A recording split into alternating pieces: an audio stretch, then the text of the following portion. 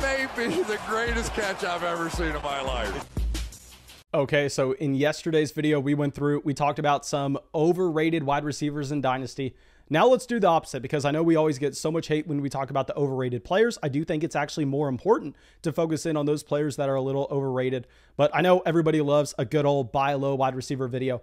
And before we get into it, I have to give the announcement, guys. I am currently setting up the studio in Tampa right now. I'm recording this on the 21st. So of course, this is going to be on a little bit of a delay. But if you messaged me on Patreon yesterday and I've yet to get back to you, I am sorry. I know we pretty much have never gone a day without checking those Patreon messages, but I'm moving across the country. I'm setting up a new studio. We have so much going on. I'm still working on that draft guide, making sure we get the adjustments with Cam Akers missing and how that changes the running back landscape. So I have a ton on my plate right now. I promise you I'm going to be back to breaking down your Dynasty teams on Patreon very shortly, especially when we're in the new studio. So I am excited about that. And yeah, before we get into it, go down there, drop a like, leave a comment letting me know your favorite buy low wide receivers, or if you've seen any Dynasty trades with these wide receivers that I'm about to talk about. Subscribe to the channel only if you play Dynasty Fantasy Football. I mean, I know we're about to have some redraft players coming in, but if you only play redraft and you have no interest in Dynasty, this video isn't for you. This channel isn't for you. I mean, if you're wanting to get into Dynasty, of course, check it out. Make sure you take some notes. But I mean, if you're only a redraft player, I mean, you need to go find something else. Now, let's dive into this right now. And our first wide receiver, going to be someone that we have a long history with. It's going to be Chris Godwin. Now, I can't believe we're making this video because Chris Godwin was the wide receiver 15 last year in fantasy. Yet, for whatever reason, Godwin has actually seen his wide receiver value and really his overall startup value dip in startup drafts, dip through trade. And I went from someone who was so wrong on Chris Godwin. And I know people are very tired of me saying this, but I am legally obligated to say this every single time I bring up Chris Godwin because it's my responsibility to let y'all know how stupid I am. So in 2019, yes, when Chris Godwin broke out and he was the wide receiver 2 overall, when Chris Godwin was near the very top of the NFL in receiving yardage, and he was only behind Michael Thomas in fantasy points at the receiver position. That year, when Chris Godwin was a 4th round redraft pick, I came out and I said that Godwin was the most overrated player in fantasy, that instead of drafting Chris Godwin where he was going, instead I was going to be drafting OJ Howard. I thought that's where the value was. And yes, okay, of course, that turned out to be a horrible call. And I just want to kind of come out and say that because I want to fill anybody in who wasn't watching the channel back then. I want to exactly let you know where we stand with Chris Godwin. So it takes a lot for me to come out here and for me to say that Godwin's a buy low wide receiver for us. And if you actually look at Godwin himself, I mean, he broke out in 2019 and he showed us his ceiling as an elite wide receiver in fantasy. He was the wide receiver 2 in points per game with 19.7 points a game. And he did this with volume at the same time. I mean, he came out there and he averaged over 8.5 targets a game. Now, I will say you shouldn't expect this to happen with Godwin this upcoming season because, of course, that was the year where Jameis Winston led the NFL in passing yards. Maybe you expect Tom Brady to be right up there, but Tom Brady not going to be as just a pass-happy quarterback like Jameis Winston, where we know that Winston kind of led the Bucs into passing down situations because he committed those turnovers, because he was a DCAF quarterback. So Brady, while the efficiency can be really up on the amount of pass attempts he's going to have, he can't really come close to what Jameis Winston did in 2019.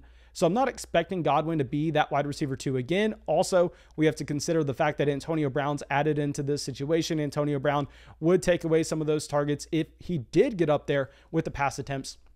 But in 2020, I think this is one of the worst seasons that you're actually going to find from Godwin, because he comes out and he deals with injuries throughout the entire season. I mean, we know that Godwin's in and out of the lineup, yet despite that, he still was a high-end wide receiver 2 in fantasy. He actually averages 70 receiving yards a game, and he finishes as the wide receiver 15.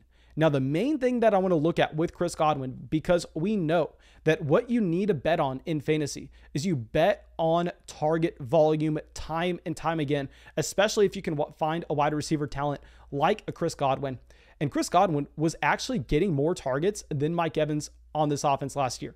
Now, Mike Evans outproduced him in fantasy, mainly because Mike Evans had an incredible touchdown rate, but we know touchdown rate, that's the volatile statistic. That's going to go up and down, while targets, that remains the same. So what you want to be chasing is you want to be chasing the volume. That's why I actually think that Chris Godwin, despite going as the wide receiver 17 in high stakes redraft leagues right now, he's the player that I actually prefer over a Mike Evans, who's going up at the wide receiver 14. You really never see anybody taking Godwin over Evans, but I don't understand that. And especially in Dynasty, because we go back and you look at the age for Godwin. He's only 25 years old compared to Mike Evans, who was drafted in 2014. So I know it seems like he's been in the NFL for a decade, but actually he's still only 28, maybe 29 years old. I could be wrong with that. I know he was drafted at 20 years old out of Texas A&M when he came in. Don't necessarily know how the math checks out in my head for the moment. But regardless, the point is Godwin's about 3 or 4 years younger than Mike Evans. And at the same time, I actually prefer him in redraft leagues. In dynasty leagues, I think he's a really easy answer. And now you could have a question about Tom Brady and his long-term value in Tampa. But a big thing is, I mean, Chris Godwin's playing under the franchise tag. Chris Godwin, I would be surprised if he gets a long-term deal done. I don't even know if that's a possibility at this point.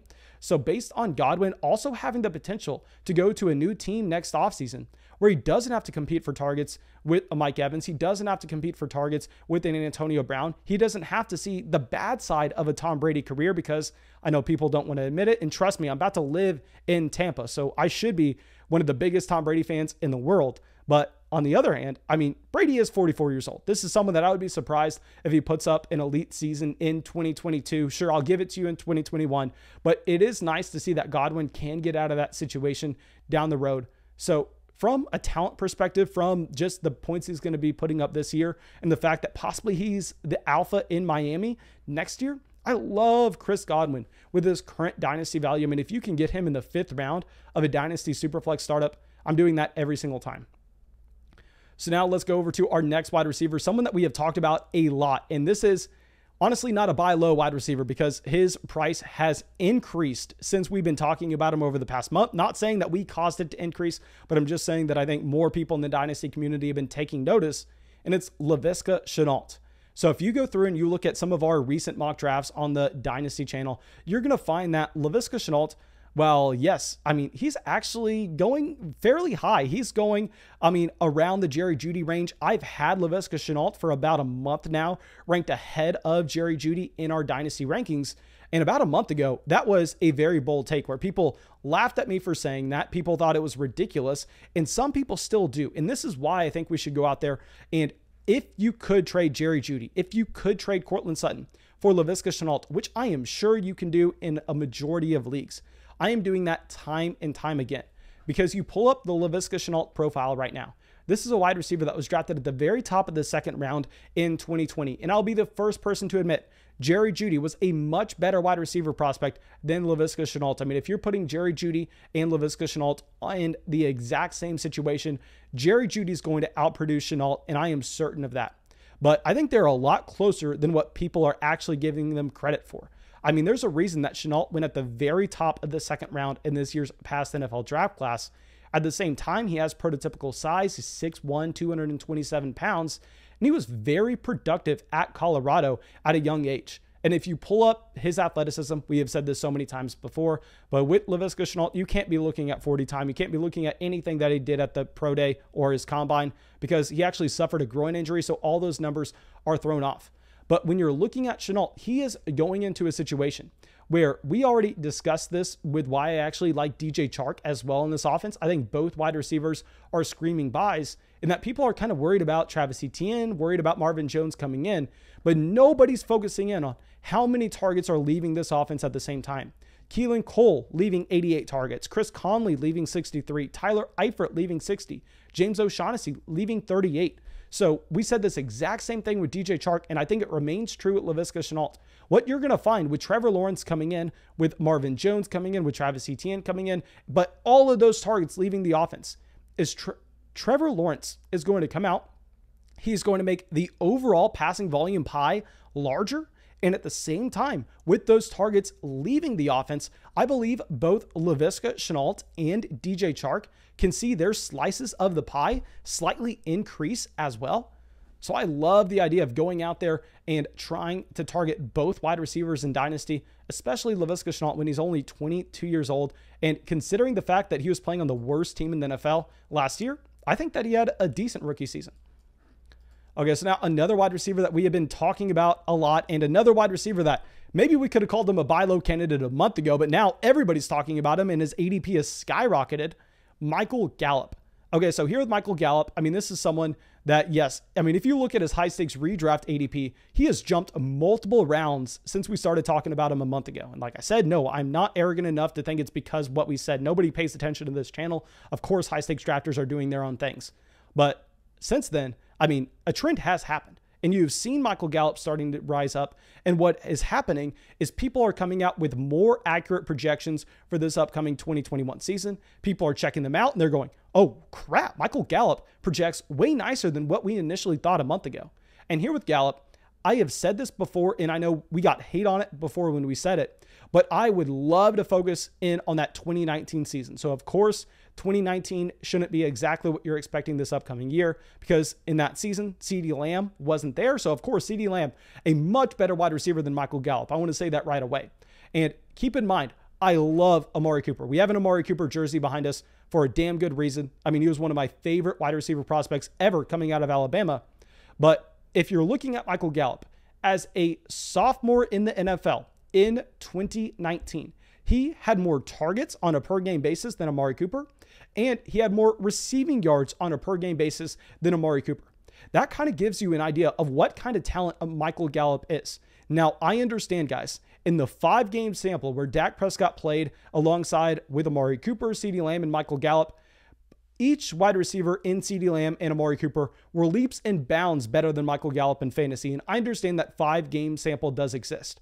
But at the end of the day, it's a 5-game sample. And what you found at the end of the season, keep in mind, this is not with Dak Prescott, this is with Andy Dalton, but still it remains true, is that Michael Gallup, CeeDee Lamb, and Amari Cooper, they were all pretty damn close to each other. Michael Gallup was the wide receiver 2 on the offense, but they were all within like 2 points per game within each other over the last, I believe it was month or 2 months that we looked at. So here with Gallup, I think that he's a lot closer to those top 2 guys with production this upcoming season. But more importantly, his rookie year ends this season. So next offseason, he's going to be a free agent. Maybe he's the guy going over to Miami. Maybe he's going over to Green Bay.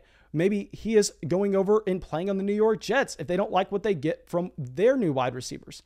There are so many different potential landing spots for Michael Gallup. We know he's a talent based on what we saw in 2019 with a full season with Dak Prescott, his second year in the NFL. So maybe you're betting on the fact that he is going to be more productive than people think this upcoming season. Maybe you bet on the fact that you think he's going to be in a better situation with a new team next year. Or maybe you bet on the fact that maybe he's in a better situation next season on the same team, because what you could reasonably see if the Dallas Cowboys think that they're going to be able to sign Michael Gallup at a relative discount, and they obviously have Amari Cooper on like that $100 million contract, but we talk about this all the time in these videos. NFL contracts are not real. What you have to look at is the guaranteed money, and coming from someone who loves Amari Cooper and would hate for this to happen, I mean, Amari Cooper doesn't really have any guaranteed money on this contract after this season. So what would happen in a world where Michael Gallup is much more impressive this year than Amari Cooper in terms of the amount of dollars that each wide receiver would actually get paid? Because we can assume that the Dallas Cowboys are not going to have to re-sign Michael Gallup for a $100 million contract. So maybe given the fact that they're paying Dak Prescott and Ezekiel Elliott so much money, they look to save some money by cutting Amari Cooper, signing Michael Gallup, and making him the wide receiver 2 on this offense. There are so many paths for Michael Gallup to actually go out there and increase his dynasty value. So I really like the discount that you are currently getting. Okay, so now one discount that I think you are getting, I don't understand at all, is going to be with Rondale Moore. Okay, so with Rondale Moore here, this is a wide receiver that we liked going into the NFL draft, but we said from the beginning that a 5'7" wide receiver, he needed to land in the right situation. He needed to land in a situation with a coach that we believed was going to be able to use his skill set, a younger coach that wasn't going to be a Jason Garrett type play caller, and he lands with Cliff Kingsbury. Now, Cliff Kingsbury with the horizontal spread, raid, air offense, whatever you want to call it. I mean, obviously, it's not just an air raid offense like you've seen. They are a lot more closer to the line of scrimmage than what you'd expect. But regardless, he is going to run a ton of wide receivers out there on the field. I mean, if you pull it up, they actually only ran 28% of their sets with 2 wide receivers on the field. They actually ran over 60% of their sets with anywhere from 3 to 5 wide receivers. So right away, his rookie season, you can expect that Rondale Moore is going to be getting a ton of playing action. And on top of this, with Rondale Moore, I know a lot of people want to focus in on the athleticism. I know that he is a 99th percentile athlete pretty much across the board with how fast he is, with how strong he is, with how high he can jump. But at the same time, what I want to be focusing in on is not necessarily the athleticism. I want to be looking at what he did as a true freshman in college. Because with our Dynasty Rookie Draft Guide over there on Patreon, we proved that what you had with those wide receivers that came out and they produced right away in college and then get drafted highly in the NFL, they have a way higher hit rate than the guy who breaks out in year 3. I mean, if you can break out and be a dominant wide receiver your freshman year, more specifically your true freshman year in college, you have a great hit rate going to the next level. And Rondale Moore was one of the best wide receivers in the entire country as a true freshman at 18 years old at Purdue. Now, I will say the one thing that you need to be careful about is him going out there and having, I don't want to say a problem with being injury prone, but I mean, he's 5'7", he saw injuries in college. So I'm not going to hide behind the fact that Rondale Moore, if I was a betting man, I'd bet that he's more likely to suffer injury problems than a Rashad Bateman, than Elijah Moore, and then those wide receivers that look a little more normal than Rondale. But at the same time, I think that people are looking at this upcoming season, they're kind of discounting Rondale Moore based on the fact that there are a lot of wide receivers on this team. Obviously, you have DeAndre Hopkins, who's going to be the alpha there, but they also give AJ Green $8 million to play in Arizona this upcoming year. They have Christian Kirk, who is now going into the last year of his rookie deal.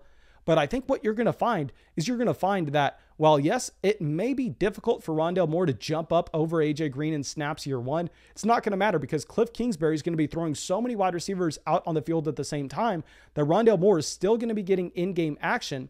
And on top of this, in 2022, I mean, I would be very surprised if this team brings back either one of AJ Green or Christian Kirk. So what you're going to find is you're going to find that Rondale Moore will jump up to be the guaranteed wide receiver 2 on a Kyler Murray-led offense. And this is someone that has a great prospect profile, landing in a decent landing spot coming out of college. And I think people are giving you a discount based on the fact that there are a lot of wide receivers there in 2021.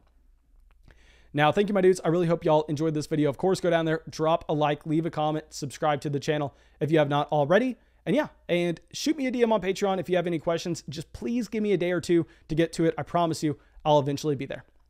We've gotten a ton of new members joining the flock. Thank you, Grind for Gold, Devin, Bungified, Brian, Brody, Victor, Chris, Grant, Trevor, and David. Thank you, my dudes.